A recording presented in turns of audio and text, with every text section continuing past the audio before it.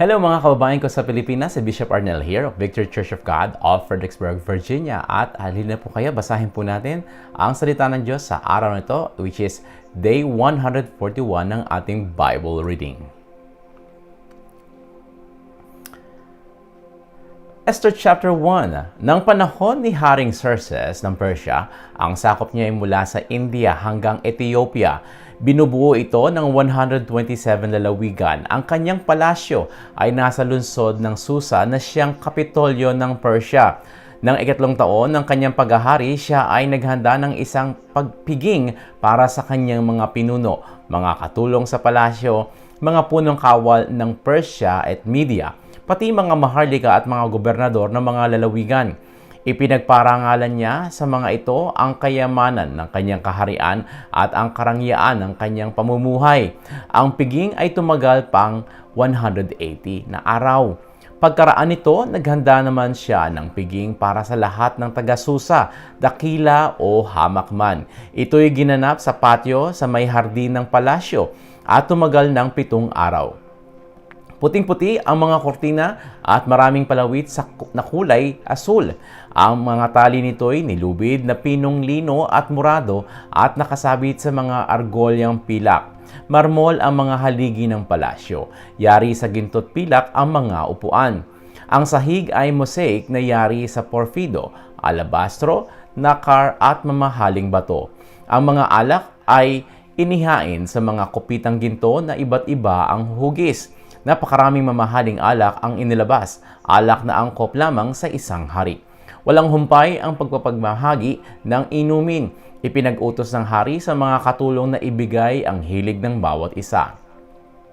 Walang pilitan sapagkat ipinag-utos ng hari sa kanyang mga katulong na ibigay ang hilig ng bawat isa. Samantala, si Reyna Vashti ay nagdaos din ng paging sa palasyo para naman sa mga kababaihan. Nang ikapitong araw ng pagdiriwang, medyo lango na ang hari. Ipinatawag niya sina Mehuman, Biztha, Harvona, Bigtha, Abagtha, Zetar at Carcas, ang 7 yukonong nag-aasikaso sa kanya. Ipinasundo niya si Reyna Vashti. Ipinasabi niyang isuot ng reyna ang korona nito upang ipagmayabang sa lahat ng naroon ang kagandahan nito sapagkat ito na may talagang maganda. Ngunit hindi pinansin ng reyna ang mga sugo ng hari. Dahil dito, lubhang naggalit ang hari. Tuwing may pangyayaring tulad dito, ipinapatawag ng hari ang mga pantas tungkol sa kapanahunan, mga dalubhasa sa batas at paghatol upang sangguniin. Ito'y sina Sarsina, Setar, Admata, Tarsis, Meres, Marsina at Memucan. Sila ang 7 pangunahing pinuno ng Persia at Media. Malapit sila sa hari at mga pangunahin sa buong kaharian. Itinanong ng hari, ano ang dapat gawin kay Reyna Vashti dahil sa pagsuway niya sa utos ko sa pamamagitan ng mga sugo? Sumagot si Memucan, si Reyna Vashti ay nagkasala, hindi lamang sa hari kundi pati sa mga pinuno at sa lahat ng nasasakupan ninyo, Haring Xerxes. Ang pangyayaring ito'y tiyak na malalaman ng lahat ng babae sa kaharian. Kung magkagayon, magkakaroon sila ng katuwirang sumuway sa kanilang asawa. Idadahilan nilang sinuway ni Reyna Vashti ang hari. Ngayon pa ay natitiyak kong alam na ito ng mga pangunahing babae ng Persia at Media at sasabihin na sa mga pinuno ng hari. Dahil dito tiyak na lalaganap ang kawalan ng respeto sa mga asawang lalaki at ito'y hahantong sa maraming kalupitan. Kaya kung inyong mararapatin, magpalabas kayo ng isang utos na maisasama sa mga kautusan ng Persia at Media para hindi mabago. Sa bisa ng utos na ito, aalisin kay Vashti ang pagiging reyna at papalitan siya ng mas mabuting reyna. Kapag ito'y naipahayag na sa buong kaharian, tiyak na igagalang ng mga babae ang kanilang mga asawa, maging hamak o dakila man.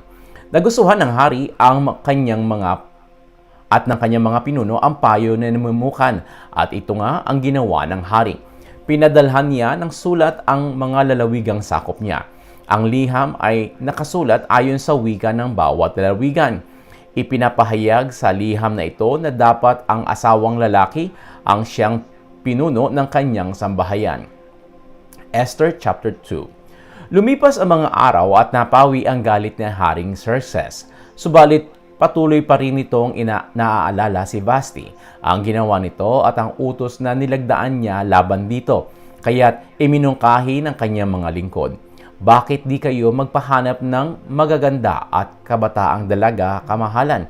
Pumili kayo ng mga tauhan sa bawat lalawigan para humanap ng magagandang dalaga sa kanilang lugar at dalhin sa inyong harem sa lungsod ng Susa. Ipagkatiwala ninyo sila kay Hegai, ang yunukong namamahala sa harem ng hari, at bigyan ninyo sila ng mga pampagandang kailangan nila. Ang maibigan ng hari ang siyang ipapalit kay Vashti. Nagustuhan ng hari ang mungkahing ito at ganoon nga ang kanyang ginawa. Noon ay may isang Hudyo na nakatira sa Susa. Siya ay si Mordecai na mula sa lipi ni Benjamin. Siya ay anak ni Jair at apo ni Simei na anak naman ni Kis. Isa siya sa mga nabihag ni Haring Nebuchadnezzar at dinala sa Babylonia mula sa Jerusalem kasama ni Haring Jeconias ng Juda. Si Mordecai ay may isang napakaganda at kabigha-bighaning pinsang dalaga na ulilang lubos at siya na ang nagpalaki. Ang pangalan niya ay Esther, Hadassah naman sa Hebreo. Nang mamatay ang mga magulang ni Esther, inampon na siya ni Mordecai at itinuring na parang tunay na anak. Bilang tugon sa utos ng hari tungkol sa paghahanap ng magagandang dalaga sa buong kaharian, napasama siya sa maraming dalagang tinipon sa palasyo sa pamamahala ni Hegai na tagapangasiwa sa harem. Nakagaanan siya ng loob ni Hegai, kaya binigyan agad siya ng pagkain at mga pampaganda. Bukod dito, ipinili pa siya ng pinakamainam na tirahan sa harem at binigyan ng 7 katulong na babae. Gayunpaman, hindi sinabi ni Esther kung saang lahi o sambahayan siya nagmula dahil iyon ang bilin sa kanya ni Mordecai. Araw-araw naman nagpupunta si Mordecai sa bulwagan ng harem upang alamin ang kalagayan ni Esther. Bilang tuntunin, 1 taon munang pagagandahin ang mga babae. 6 na buwan silang pinapahiran ng langis at mira at 6 na buwan ding nilalagyan ng pabango at iba pang pampaganda. Pagkatapos, isa-isa silang inihaharap sa hari. Bago humarap sa hari, binibigay sa kanila ang lahat ng maibigan nilang dalhin sa pagharap sa hari. Bawat isa ay pumupunta sa hari sa gabi at kinabukasan ay dinadala sa isa pang harem nito na pinamamahalaan naman ng yunukong si Saasgas. Sino mang pumunta sa hari ay hindi nakababalik sa palasyo kung hindi siya pinapatawag nito, lalo na kung hindi nasiyahan sa kanya ang hari. Dumating ang araw na haharap na sa hari si Esther. Si Esther ay anak ni Abihail na tiyuhin naman ni Mordecai. Wala siyang hiniling maliban sa sinabi na sa kanya ni Hegai. Nabighani ang lahat ng makita sa kanya o nang nakakakita sa kanya. Noon ay ang 10 buwan ng 7 taon ng paghahari ni Xerxes. Lubos na nabighani ang hari kay Esther at inibig niya ito ng higit sa isang babae. Kaya kinoronahan siya nito at ginawang reyna kapalit ni Vashti. Nagdaos ng isang malaking handaan ang hari upang parangalan si Esther at inanyayahan niya ang lahat ng kanyang mga pinuno at mga kaibigan. Kaugnay nito, nagpahayag pa siya ng pista opisyal sa buong kaharian at namahagi ng maraming regalo. Samantala, si Mordecai naman ay naitalaga sa isang mataas na katungkulan sa pamahalaan. Hanggang sa panahong iyon, hindi pa rin ipinapaalam ni Esther ang lahi o bansang pinagmulan niya tulad ng bilin ni Mordecai. Sinusunod niya ang mga utos ni Mordecai simula pa sa kanyang pagkabata. Isang araw habang nasa bulwagan ng palasyo si Mordecai, narinig niyang nag-uusap ang 2 yunukong bantay pinto na sina Bigtan at Teres. Galit sila kay Haring Xerxes at balak nilang patayin ito. Nang marinig ito ni Mordecai, gumawa siya ng paraang makausap si Reyna Esther at sinabi rito ang kanyang narinig. Sinabi naman ito ni Esther sa hari, pati ang tungkol kay Mordecai. Pinaimbestigahan ito ng hari at napatunayang totoo, kaya ipinabitay sina Bigtan at Teres. Ang pangyayaring ito'y isinulat sa aklat ng kasaysayan ng kaharian. Esther chapter 3. Pagkatapos ng mga pangyayaring ito, itinaas ni Haring Xerxes sa tungkulin si Haman na anak ni Hamedata, isang Agagati, Agagita. Ginawa niya ito punong ministro. Lahat ng tauhan sa bulwagan ng palasyo ay yumuyukod at lumuluhod sa harap ni Haman bilang pagsunod sa utos ng hari. Ngunit si Mordecai ay hindi yumuyukod at lumuluhod. Tinanong siya ng mga tauhan sa pintuan ng palasyo, "Bakit ayaw mong sundin ang utos ng hari?" Araw-araw ay sinasabi nila ito sa kanya, ngunit ayaw pa rin niyang sumunod. Kaya isinumbong nila si Mordecai kay Haman para malaman kung pagbibigyan siya ni Haman sapagkat sinasabi ni Mordecai na siya ay isang Hudyo. Nang mapatunayan ni Haman na hindi nga yumuyukod at lumuluhod si Mordecai, sumiklab ang galit nito. Nang malaman niyang Hudyo si Mordecai, umisip siya ng isang paraan upang malipol ang lahat ng Hudyo sa buong kaharian ni Haring Xerxes.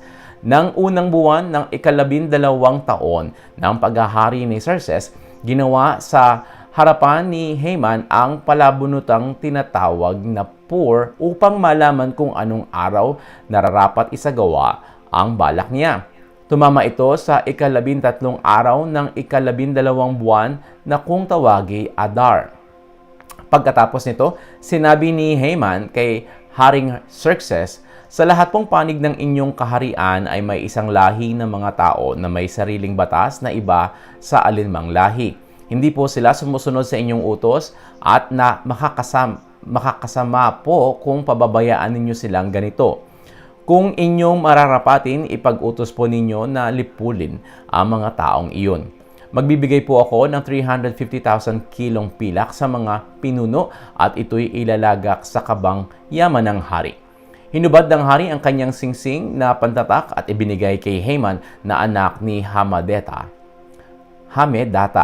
ang agagitang kaaway ng mga Hudyo. At sinabi sa kanya ng hari, "Ikaw na ang bahala sa salapi at gawin mo ang gusto mong gawin sa mga taong iyon." Nang 13 araw ng unang buwan, ipinatawag ni Haman ang mga kalihim ng hari. Pinagawa niya sila ng liham para sa mga gobernador ng lahat ng lalawigan at sa mga pinuno ng bayan, sa wikang ginagamit sa lugar na padadalhan. Ang liham ay ginawa sa pangalan ni Haring Xerxes na tinatakan ng singsing nito. Ipinadala sa pamamagitan ng mga sugo ang mga liham sa mga lalawigan ng kaharian na nag-uutos na patayin ang lahat ng Hudyo, maging bata man o matanda, lalaki man o babae, at samsamin ang lahat ng kanilang ari-arian. Isasagawa ito sa 13 araw ng 12 buwan.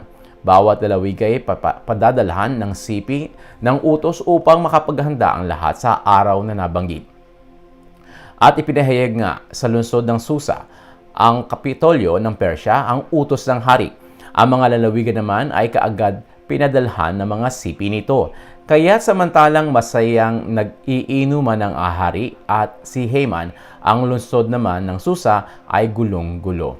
At ito po ang salita ng Diyos para sa araw na ito at pagpalain po kayo ng ating Diyos sa banal at buhay. Sa pangalan ng Panginoong Jesucristo, ito'y aking panalangin para sa inyo. Amen at Amen.